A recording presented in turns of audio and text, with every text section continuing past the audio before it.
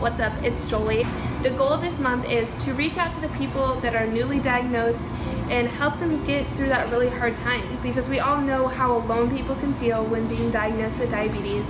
My name is Joleigh. I am currently 23 years old, and I was diagnosed with type 1 diabetes on September 14th of 2015. However, I was showing all the signs and symptoms probably about a month before I was actually diagnosed. Some of the signs and symptoms that I experienced prior to being diagnosed were frequent urination. I had to get up about 5 to 10 times in the middle of the night to go to the bathroom, which was not like me at all. Before I was experiencing these symptoms, I never had to get up in the middle of the night to go to the bathroom. I also was having to go to the bathroom multiple times in the middle of a class period, to the point I was getting in trouble at school.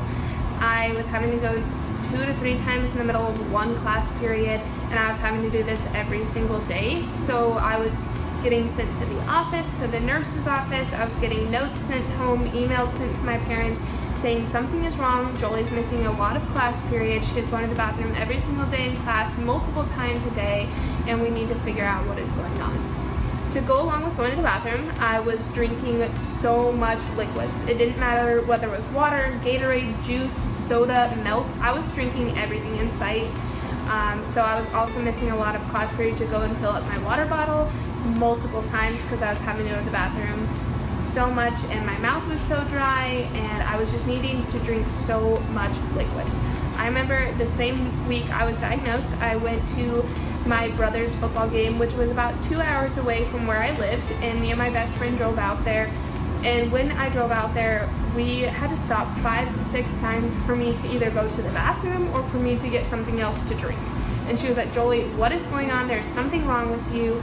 This is not like you." And I was like, "I'm just having to go to the bathroom because I have to drink so much, and my mouth is super dry because it's the middle of summer." So I didn't even think anything of it. We got to the football game, and I had 2 of the huge water bottles from the gas station.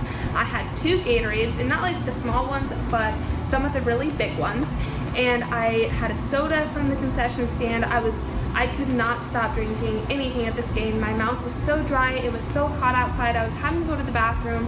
Some of the other signs that I experienced were extreme loss of weight. By the time I was actually diagnosed, you could see that my eyes were super sunken in. You could see my ribs and my hip bones. You could just tell that I lost a lot of weight in a very short amount of time. And that was probably one of the scariest parts of being diagnosed, was I didn't know what was going on and why I was losing so much weight at the same time, and I wasn't doing anything to lose weight. So that was really scary for me. I also was really tired all the time. I was falling asleep in class. I was super lethargic. I just wasn't getting enough sleep at night since I was having to go to the bathroom. And all these signs, I just knew something was wrong, and I couldn't get an answer of what was going on.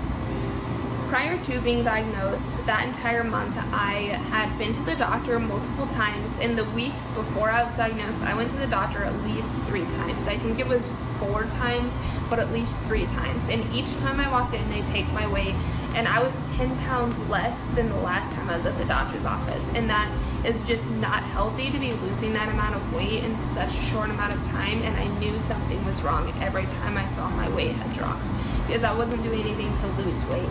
And every time I went to the doctor, they never took a urine sample, they never tested my blood, and they always told me I either had an upper respiratory infection, I had a stomach bug, or I had the flu. And none of the signs really were the same to me having an upper respiratory infection or stomach bug or the flu, because I had all of those before, and I just knew that's not what it was. So fast forward to the day before I was diagnosed, I competed in a cheerleading competition, and I remember getting in my car at my house with my best friend to drive to the competition, but I don't remember the drive at all. Like, I was so tired, I was so out of it. By the time we got there, I remember getting there and barely being able to hold myself up. Like, we were walking around and I was leaning over trash cans, over poles, over anything that would hold me up, because I just couldn't physically hold myself up. I was so weak. And I remember my coach telling me, she was like, "Joleigh, you need to go get tested for type 1 diabetes. My nephew has type 1 diabetes, and you are showing all the signs that he did, and I think you have diabetes." And I was like, no, I don't. Nobody else in my family has diabetes. I didn't really know what diabetes was at the time, so I was like, I eat really healthy. I was exercising. There's no reason why I have diabetes. So I blew it off. And then that night I got home and things got extremely worse. I was throwing up. I had blood in my throw up. I couldn't keep anything down. I wanted to drink something because my mouth was so dry, but I didn't want to drink anything because it was making me throw up, and I wasn't wanting to eat anything. So my mom let me stay home the next day. She went to work, and my dad came home from his night shift at the fire station, and he told me when I got there, I was awake, but completely gone. He was like, you would look at me and you would look right through me. Like, you weren't acknowledging anything I was saying, and I knew something was wrong. Something was really, really wrong. So he put me in his marked vehicle.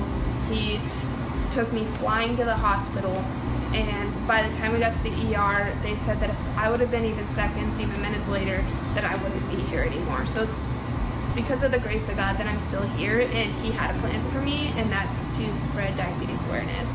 But back to the story, the doctor told me that I had type 1 diabetes within 30 seconds of me being in the emergency room. They started pumping me full of IV fluid and slowly trying to bring my blood sugar down. However, the hospital my dad took me to did not have an ICU, so they had to fly me across the city to Aurora, Colorado, where the main campus is for Children's Hospital.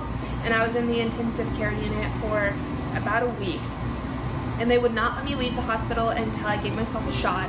And that was probably the hardest part for me. I was terrified of needles. I was like, this is not going to happen. I don't know why you're making me give myself one, because once I left the hospital, I thought that it was all going to go away. And little did I know this was going to be something I had to deal with for the rest of my life. So I finally gave myself a shot because I just wanted to leave the hospital. I wanted to be in my own bed. And then they released me to the care of the Barbara Davis Center. If you guys have watched the Daily Diabetics channel at all, you'd know that I've talked a lot about the Barbara Davis Center. They have been my biggest support system. They are one of the largest known endocrinologist office in the U.S., and they are based out of Colorado.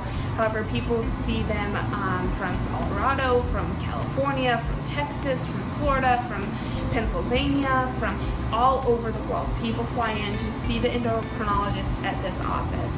And I remember walking into this office and I broke down. Like, I was like, oh my gosh, this is actually forever. Like, I'm gonna have to give myself shots. My life is never gonna be the same. I started crying. I wanted to leave. I didn't want to be there. But the support that they gave me was what made me get through my diagnosis, but also the support that they gave my family was just incredible. So that is the short story of how I was diagnosed with type 1 diabetes. Although this is not a disease I'd want anybody to ever be diagnosed with, I do have to say that I was diagnosed with type 1 diabetes for a reason, and it's not something that I would ever take back now that I have it, because I am so much stronger. And although I had to grow up faster because of diabetes, I think that is something that is so beneficial for me, because I had to grow up and learn how to live with such a serious disease. But I also gained some of the most amazing friendships that I would have never had the opportunity of having if I didn't get diagnosed with diabetes. Some of my best friends I met through Daily Diabetics, through other YouTube channels, through Beyond Type 1, but also through working at diabetes camps. Like, I would never take back being diagnosed with diabetes. So if you are somebody that has recently been diagnosed with diabetes, I need to tell you that it does get easier. I promise. It's such a hard disease, but it does get easier once you start learning all the tips and tricks and different ways of caring for diabetes. It does get easier, and please reach out to anybody, because anybody that has type 1 diabetes knows what it's like and what you are going through, and it's just nice to have somebody by your side that is going through the same thing.